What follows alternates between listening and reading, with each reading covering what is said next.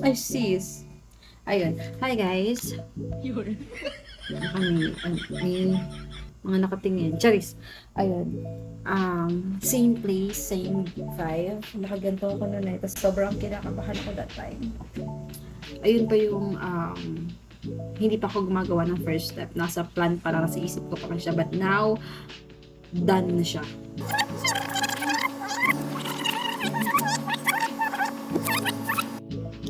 Ay, yan. Lord, sana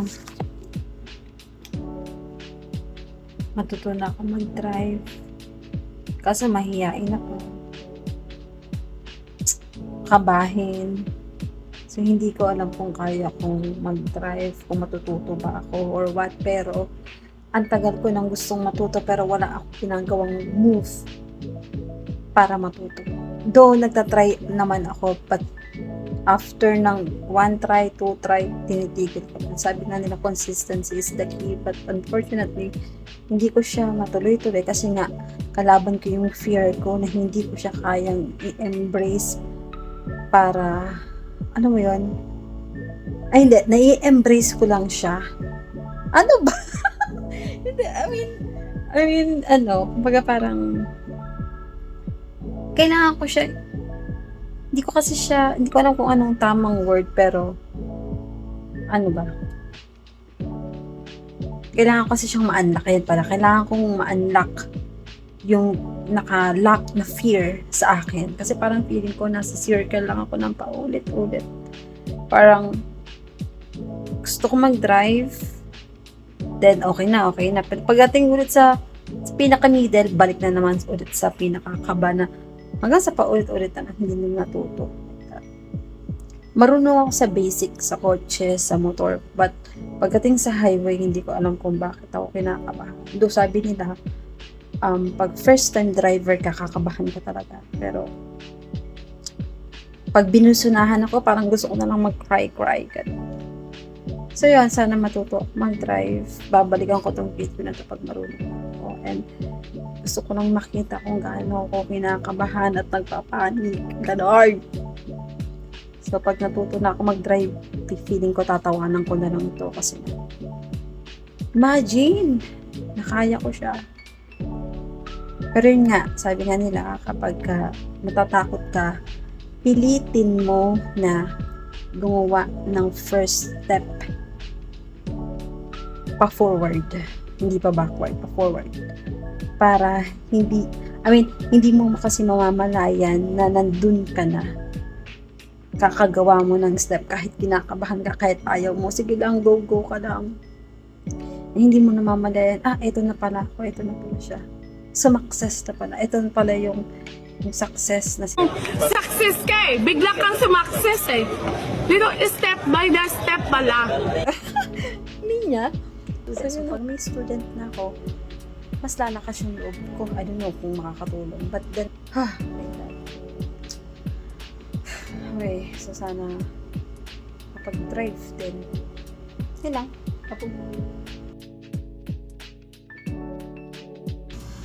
Tama nga yung sinabi ng iba. Huwag kang mag-flex, huwag kang mag-share hanggat hindi patapos para maiwasan natin yung evil eye. But then again, ngayon, tapos na, meron akong non-pro. Nakapag-student na ako, at meron na rin ako non-pro. At as in card na siya. So, ngayon, kaya isi-share ko na rin siya sa inyo. At magkano nga ba yung nagastos ko? Tama. Ano? kung magkano ba yung nagastos ko ng hindi fixer? Okay? Nasa 4,749 or something. Basta i-flash ko na lang dyan kung magkano. Pati yung mga proof kung magkano siya talaga para malaman nyo na transparent talaga yung sinasabi ko here.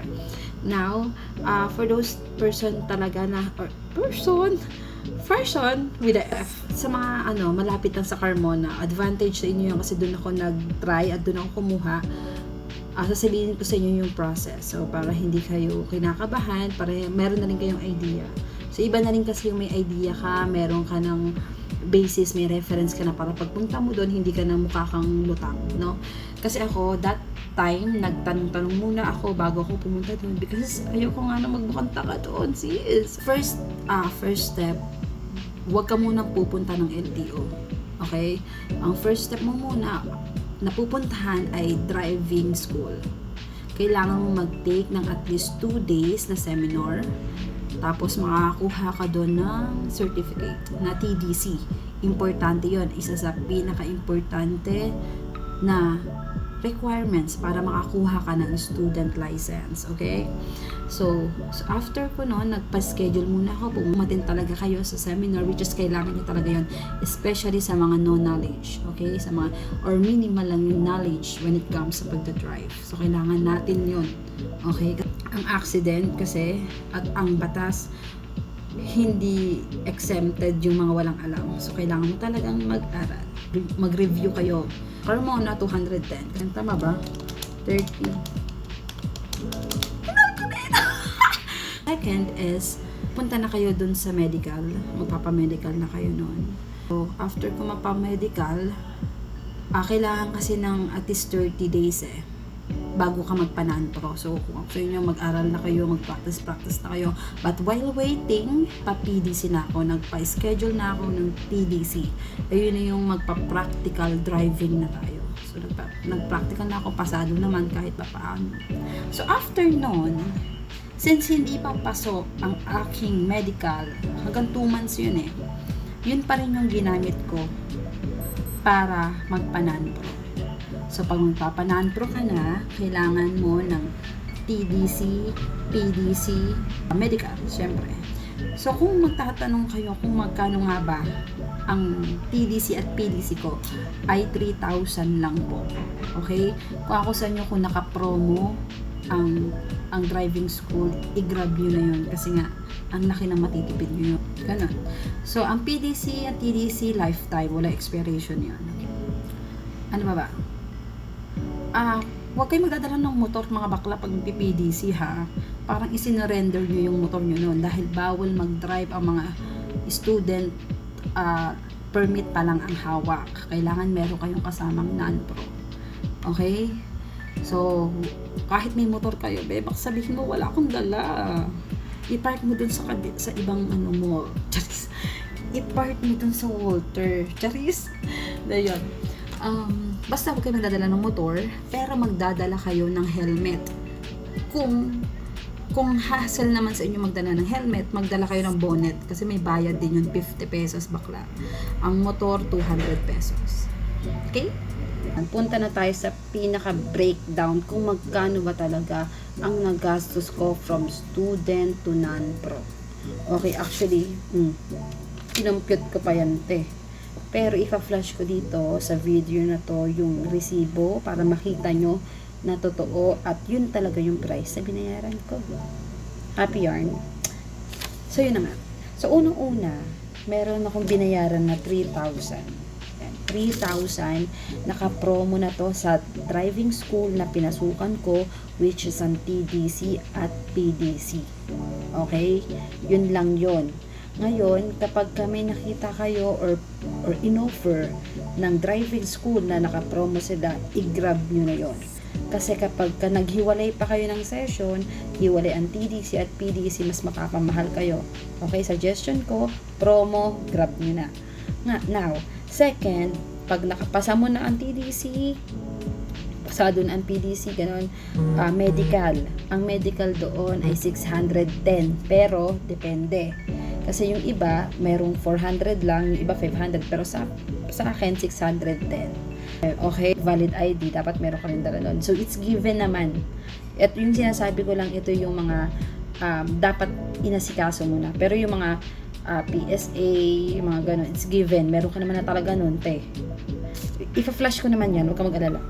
So, after no, TDC, PDC, medical, pwede ka nang pumunta ng LTO. Okay? So, pagpunta mo doon, hingi ka ng application fee, may bayad na 100 pesos. Ganun din sa student. Pag kukuha ka ng student, magbabayad ka ng 100 pesos and then 150 para sa student license. Okay? 150, tsaka 100. So, 250. Ngayon naman, pag magpapanan-pro ka na, Okay? Again, sa sinabi ko kanina, pag hindi papaso, ang medical, pwede mo yun gamitin. 2 months yun. So, ngayon, kapag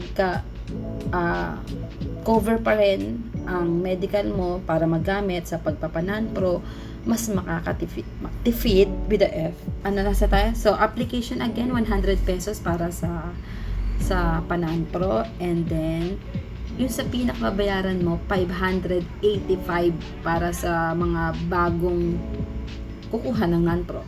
So yun, after nun 200 para sa motor na ginamit ko para sa practical, dahil bawal magdala ng motor, ha, sinabi ko na yung kanina. And then 50 pesos kasi wala akong dalang helmet at bonnet yung binayaran ko actually. So, yun. So, kung ito-total natin siya, 3K sa TDC, PDC, 610, 100 sa application fee, 150 sa student permit, 100 application fee again para sa non-pro, and then 585 para sa card na mismo ng non-pro, and then 200 para sa motor, and then 50 pesos para sa bonnet. So, tumataginting lang siya na 4,795. 4,795. Ayan, yung total niya, 4,795. So, yun. Ganun lang yung magagastos mo kapag hindi ka fixer, okay? With a P. I don't know, fixer, ganun. Kasi kapag ka nag-fixer ka, pumapalo siya ng 7K pataas. Depende yun sa maglalakad ng papel mo. So, it's up to you kung gusto mo ba na mag-fixer o ikaw na lang mismo yung maglalakad. Kasi, actually, kapag ikaw yung naglakad nun, may matututunan ka pa. Alam mo yung parang, akala mo alam mo na, pero pagka umattend ka ng seminar, sasabihin mo na, okay, mas madadagdagan pa yung knowledge mo, okay? So, dapat umattend kayo. Pero again, hindi ako against sa mga nag-fixer. Malaki na sila, buhay nila yon. So, it's up to them. But, kung ako yung tatanong ngayon, huwag kayong mag-fixer. Kung gusto nyo makatipid, ano ba naman yung umabsent ka? Oo, pabalik-balik. Absent ka sa seminar, parang 2 days na agad yung iaalat mo. Kailangan mo umabsent sa trabaho. But it's not a big deal. Kasi kung gusto mo naman yung ginagawa mo, bakit ka mag-iisip na mga alibi? Kung after naman nun, makukuha mo talaga kung ano yung gusto mong makuha. Diba? Again, hindi ako against sa mga nag-fixer. Baka, ang daming, pero, okay lang. Kung ano yung desisyon nyo sa buhay, ako pa magdidesisyon. Yun lang. So, yung ibang mga picture ko or what, kasi ang hirap alam mo yun, mag-isa ka lang na masikaso. So, wala siyang nag-video para kunyari, bibigyan ko na lang siya ng mga pangmalakasang background music. Kasi wala ako nun. Walang taga-picture, walang taga-video. So, lahat ako, wala man ako malalagyan ng everything loves a praise the Lord. Yung ganun. Wala. So, picture na lang. So, ipa-flash ko dito yung mga journey ko. Kahit sa picture. Tingin ko maintindihan nyo naman yun. So, yun lang. Babush!